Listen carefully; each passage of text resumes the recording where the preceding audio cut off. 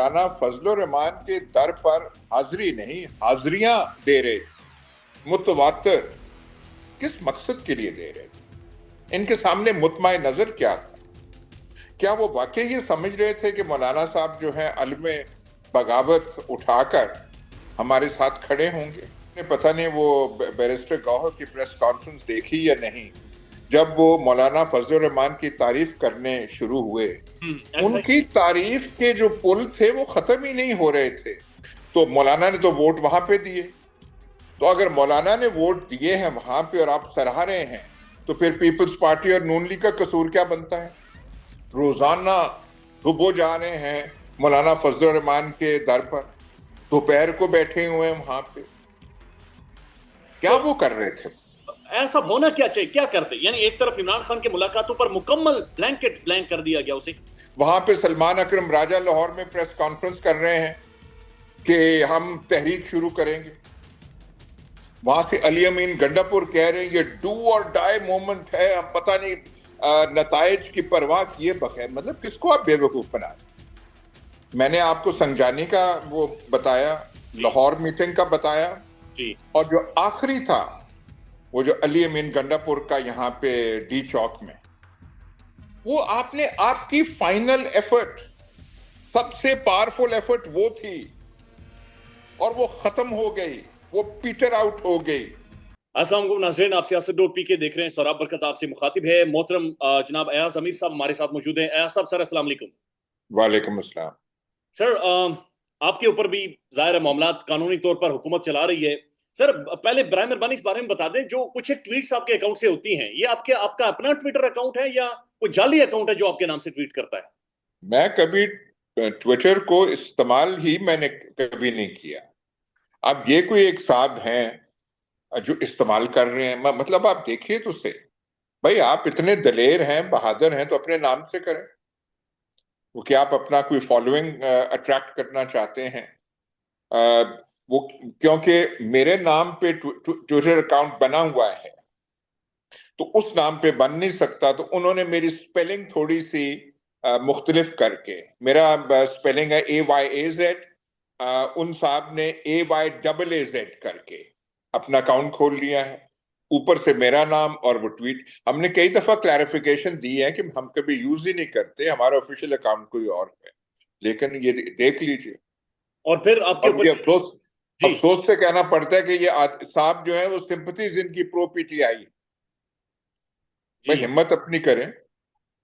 ठीक है। अयाज अमीर साहब, सर ये बताएं कि आईनी तरमीम के ऊपर खैर बात नहीं करेंगे, वो बहुत ज्यादा डिस्कस हो गया है।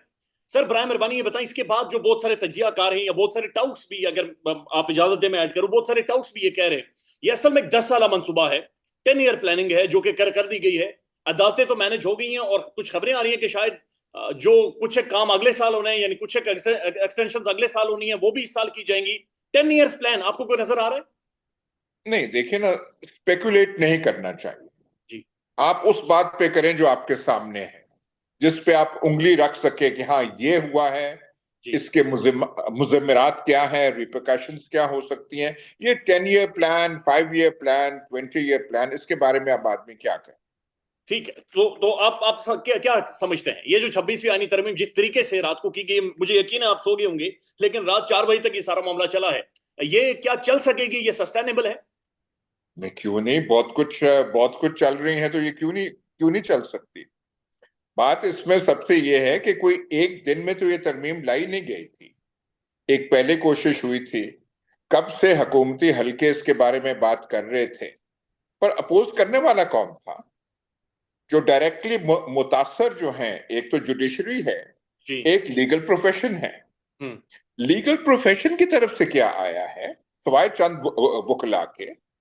वो जो हमें नजारे दिखाते थे वकला तहरीक के, कि चीफ तेरे जानसार और पता नहीं क्या, और जमहूरियत का भाषण, और तब ये नैरेटिव था पाकिस्तान में कि आजाद अदलिया हो जाए तो सब मसाइल ठीक हो जाएंगे। एक दफा चौधरी एतजाज एहसन साहब से पूछा गया ये मईशत कैसे ठीक होगी, तो उन्होंने कहा जब आजाद अदलिया हो जाएगी तो मईशत भी ठीक हो जाएगी। जी तो अब वो कहाँ गए सारे जो है? बिल्कुल चुप के चुप बैठे हुए। ठीक तो है। ये देखना चाहिए। और फिर तहरीक इंसाफ का सर काम था इसके हवाले से क्राइसिस क्रिएट करते, सड़कों पर होते, और तहरीक इंसाफ के अंदर भी लाजली बुकला शामिल हैं। जिस तरीके से ये लोटाक्रेसी हुई है और तहरीक इंसाफ के सर अपने लोग मिले हैं, ये कितना ज्यादा एक मायूस कुन है जो इनका रोल रहा है।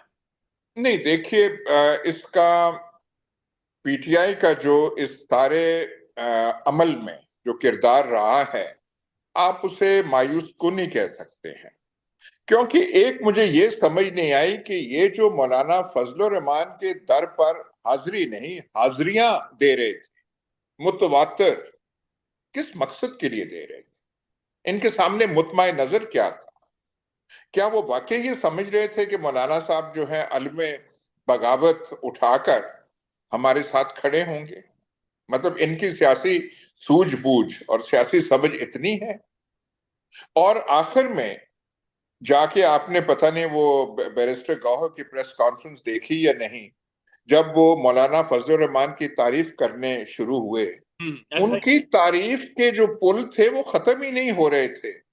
उन्होंने कहा मैं इनका मौत के धो गया हूं, इनकी बुर्दबारी, इनकी समझ और फरास, वो अल्फाज खत्म ही नहीं हो रहे थे। तो मौलाना ने तो वोट वहां पे दिए। तो अगर मौलाना ने वोट दिए हैं वहां पे और आप सराह रहे हैं, तो फिर पीपल्स पार्टी और नून लीग का कसूर क्या बनता है?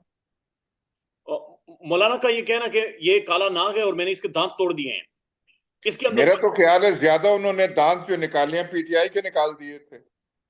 पीटीआई को समझ ही नहीं आई कि हमारे साथ हो क्या रहा है। काला जुडिशरी, वो तो उनका एक जुमला है कि काले नाग का हमने वो कर दिया है, पर उन्होंने उस तरमीम के हक में वोट दिए हैं या नहीं दिए? दिए हैं जी, बिल्कुल दिए हैं।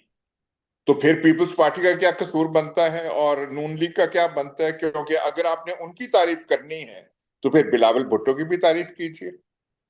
फिर जो लॉ मिनिस्टर हैं आजम नजीर तारड़, उनकी भी तारीफ कीजिए।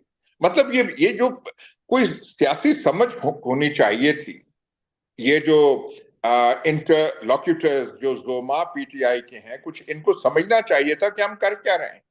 रोजाना सुबह जा रहे हैं मौलाना फजलुर रहमान के दर पर, दोपहर को बैठे हुए हैं वहां पे। क्या तो वो कर रहे थे? ऐसा होना क्या चाहिए, क्या करते? यानी एक तरफ इमरान खान की मुलाकातों पर मुकम्मल ब्लैंक कर दिया गया, उसे ब्लैंकेट कर दिया गया, खान से मुलाकातें नहीं होने दी गई। So what should have done? इस सारे माहौल में क्या करना चाहिए था पीटीआई? भाई, करना ये चाहिए, मतलब वो अपोज, उसने वोट नहीं दिए ना। नहीं दी। वोट आप फिर भी ना देते, लेकिन ये जो ऑप्टिक्स हैं, ये जो मनाजर हैं कि आप जा रहे हैं, इधर जा रहे हैं, उधर जा रहे हैं, फिर तारीफ कर रहे हैं। और फिर एक और चीज देखिए, इनकी नजरों में अगर ये कानून इतना खराब है, तो वो जो पार्लिमानी कमेटी जो इस कानून से पैदा हुई है, उसके आप क्यों मेंबर बन गए हैं? ये कुछ समझाए तो सही ना। ये वाकईतन वो सवालात हैं जो पाकिस्तान की आवाम भी पूछ रही है। सर ये नहीं, बताएं। एक तो आप कह रहे हैं ना कि ब्लैक लॉ है, ये जी। है वो है, तो अली गौहर, वो बैरिस्टर गौहर और अली जफर क्यों जाके बैठे हैं वहां? और पीटीआई लीडरशिप क्यों नाम दे रही है?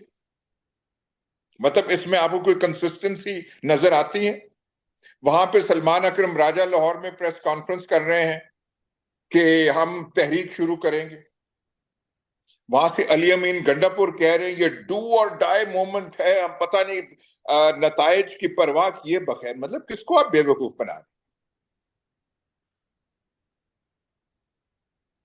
ये आप कह रहे हैं कि ये बेवकूफ बना रहा है?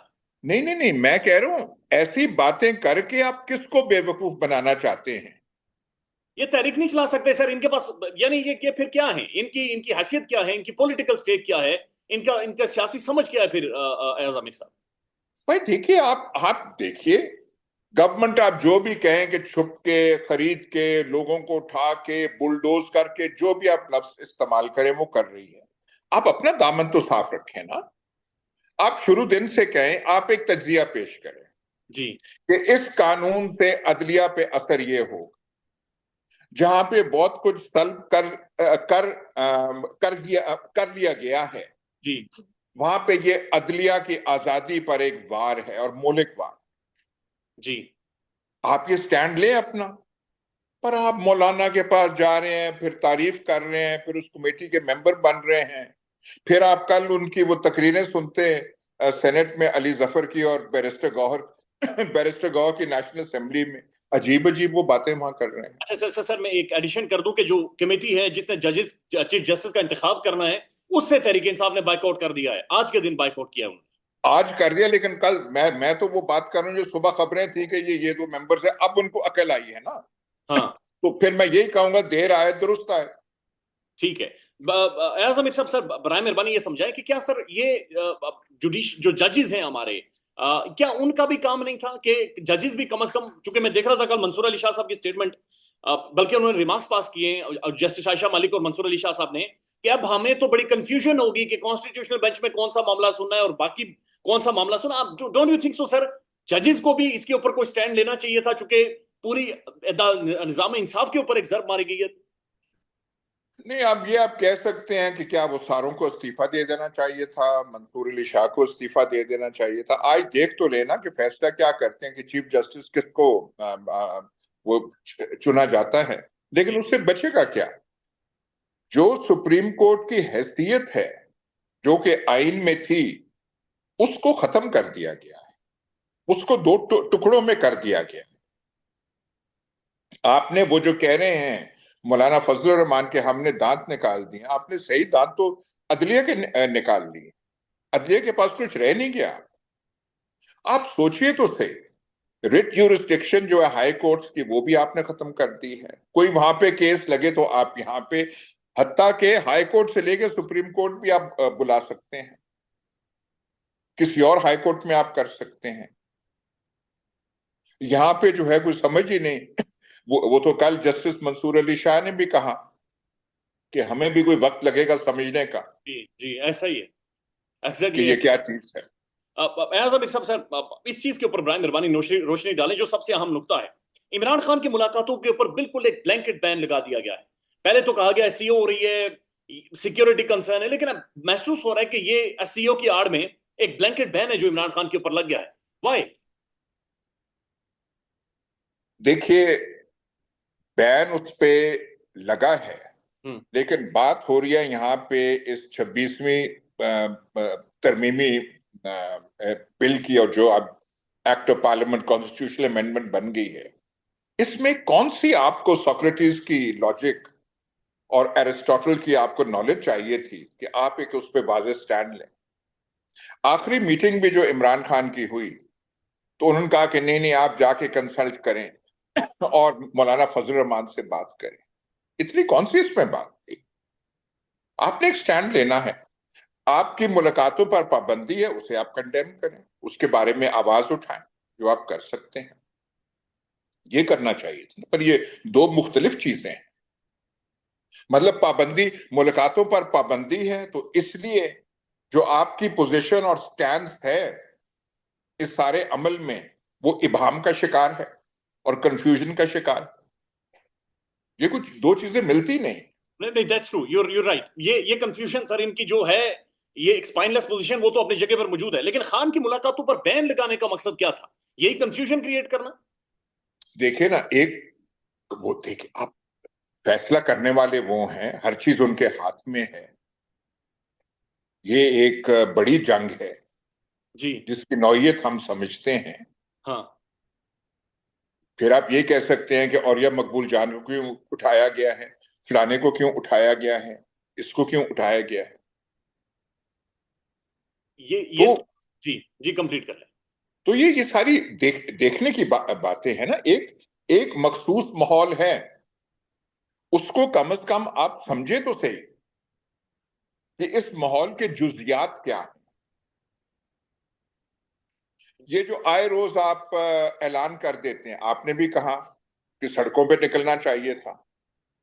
मतलब आप बगैर सोचे समझे एक कॉल दे देते हैं, संजानी में जलसा हो गया था ना वहां पे जलसा जी जी। भरपूर, तो उससे क्या हासिल हुआ? कुछ हासिल नहीं हुआ। बहरहाल इमरान खान का ये कहना था कि सर एहतजाज जारी रखें, शायद उससे कोई प्रेशर बिल्ड हो। कौन सा नहीं, देखे ये देखे नहीं, ये समझ की बात है। जब इंडिया की फ्रीडम मूवमेंट चल रही थी, तो मोहनदास गांधी और बाकी जो थे वो आए रोज ऐसे कहते थे कि आ जाएं सड़कों पे, आ जाएं सड़कों पे। जिन्ना साहब ने सिर्फ एक दफा कॉल दी थी डायरेक्ट एक्शन डे का, सारी मुस्लिम लीग की struggle, and that was very effective. तो मैं सिर्फ कह रहा हूं, आपने खुद तो नहीं कर, आप तो ऐलान कर देते हैं, भुगतना तो वर्कर्स को पड़ता है, उनको एग्जॉस्ट तो ना करें। That's true. अब अयाज अमीर साहब, ये जो बहरान है ये मजीद और कितना गहरा होगा, आप क्या समझते हैं, बीइंग एन एनालिस्ट और तारीख के यानी शाहिद, ये कहां पर जाकर रुकेगा और ये किस तरह से समेटा जाएगा? नहीं, कैसे समेटा जाएगा? देखिए, सिर्फ ये नहीं है कि कितना गहरा होगा, हाँ पूछना चाहिए कि कितना लंबा हो सकता है। जी। तो अपनी तारीख पे एक नजर दौड़ा लेना। अयूब खान का दौर था, कितना देर रहा था? 10 साल रहा था। जियाउल हक का दौर कितना देर रहा? अगेन 10-11 सालों तक वो भी बैठा रहा था। मुशर्रफ का कितना देर रहा? ओ तो सर, तो ये इसका मतलब ये भी 8-10 सालों तक एक लंबा टाइम, ये लंबी लड़ाई है। नहीं, मैं सिर्फ कह रहा हूं कि पाकिस्तान में जब कुछ हुआ है, जो एक कोई अचानक कोई चीज उठी है जिसकी वजह से तब्दीली के इम्कानात पैदा हुआ करते थे, वो ऐसी कोई चीज जब तक ना आए, आपके पास है क्या? आप एक सियासी पार्टी हैं, आपने सियासत करनी है। यहां पे सियासी पार्टीज ने आर्म्ड स्ट्रगल तो नहीं करनी ना। जी आर्म्ड स्ट्रगल तो और लोग कर रहे हैं, बीएलए कर रही है, टीटीपी कर रही है, बट दे आर डिफरेंट। जो सियासी जमातें अयूब के जमाने में थी, जियाउल हक के जमाने में थी, मुशर्रफ के जमाने में, उनके पास हथियार क्या था कि वो जो आपको मीन्स, फ्रीडम्स की मैं लफ्ज इस्तेमाल नहीं करता, जो आपको मिलता था और उसे आप इस्तेमाल करते थे, और आप थोड़ा सब्र पैदा करते थे और फिर उस रास्ते पे चलते जाते। ये बड़ा कठिन रास्ता है। इजिप्ट में क्या हो रहा है? इजिप्ट के सर्कमस्टांसेस बहुत हद तक हमसे मिलते हैं। वहां पे जो पॉपुलर पार्टी थी वाज वेरी पावरफुल, उनका भी सदर मुंतखब हो गया था, और वहां जो कुछ हुआ था मिस्र में, उस नौयत की चीजें यहां नहीं हुई। अब मैं वो कहना नहीं चाहता कि वहां पे क्या हुआ। तो ठीक है। आपको एक सिचुएशन अप्रिशिएट करनी चाहिए। एयाज अमीर साहब, सर आपने गुज़श्ता जब हमारा आपके साथ इंटरव्यू हुआ था, आपने उसमें भी यही बात की थी, लेकिन सर इसके अलावा इनके पास रास्ता क्या है? ये मौलाना साहब के साथ बैठे भी हैं, गुफ्तगू भी की है, बातचीत भी की है। इमरान खान ने कहा कि हम डायलॉग करेंगे, डायलॉग के प्रोसेस को चलने दें। फिर बिलावल भुट्टो जरदारी साहब ने धमकियां भी दे दी। आप समझते हैं कि कारकुनों को सड़कों पर लाकर एग्जॉस्ट भी ना करें? लीगली भी हम देख रहे हैं कि जुडिशरी जिस तरीके से मामलात को लटकाई जा रही है, ऑप्शंस क्या बचते हैं? सर, आपके पास जो मीन्स है वही आप यूज करेंगे। मीन्स केपी की हुकूमत है आपकी, आपके पास पॉपुलैरिटी है, आपके पास अवाम है जो सड़कों पर आ सकती है, इसके अलावा क्या है? सब नहीं, पर आपके पास है तो आप क्या करेंगे? आप इंतजार करेंगे। आप जो कुछ जब कभी बोल सकते हैं, आपको बोलना चाहिए। ठीक है। जब आप आवाज उठा सकते हैं, आप वो करना चाहिए। जो आपके पास जराए हैं, आपको इस्तेमाल करने चाहिए। पर वो जो लफ्ज है क्विक्सोटिक, के फैंसीफुल किस्म की चीजें, वो नहीं करनी चाहिए। ठीक है, वेट करना चाहिए। उससे कितना नुकसान हो चुका है। अगर वो नुकसान ना होता, देखिए, मैंने आपको संजानी का वो बताया, जी लाहौर मीटिंग का बताया, जी और जो आखिरी था वो जो अली अमीन गंडापुर का यहां पे डी चौक में, वो आपने आपकी फाइनल एफर्ट, सबसे पावरफुल एफर्ट वो थी, और वो खत्म हो गई, वो पीटर आउट हो गई। और फिर आपने देखा कि निस्बतन आसानी से 26वीं तरमीम पास हो गई। You're very right sir. जी, बिलावल भुट्टो जरदारी साहब का कॉन्टेक्ट रहा है, जिस तरीके से उन्होंने धमकियां दी हैं आखिरी टाइम में भी आकर, उन्होंने कहा ब्रूट मेजोरिटी से हम कर देंगे अगर आप लोग नहीं आते। सलमान अकरम राजा एडवोकेट ने शाहजेब खानजादा साहब के शो में ये कहा है कि मौलाना फजल रहमान साहब ने आखिरी टाइम हमें यही कहा मैं इससे ज्यादा और नहीं कर सकता, नहीं तो ये हमारे बंदे भी तोड़ देंगे, आपके बंदे भी उठा लेंगे और ये किसी भी सूरत में कर लेंगे। भाई करने देते आप, हाँ वो चीज करने देते। वो जो पहले नुकात लेकर आए थे उनको पास होने देते। जी। ये तो कोई बात ही नहीं है कि वो धमकियां दे रहा है तो इसलिए हम मौलाना के साथ बैठे हुए हैं। ऐसे ऐसे ऐसे ऐसे मौके पाकिस्तानी तारीख में आए हैं कि असेंबलियों में ऑपोजिशन के पास चंद एक लोग होते थे, इनके पास तो बहुत ज्यादा हैं।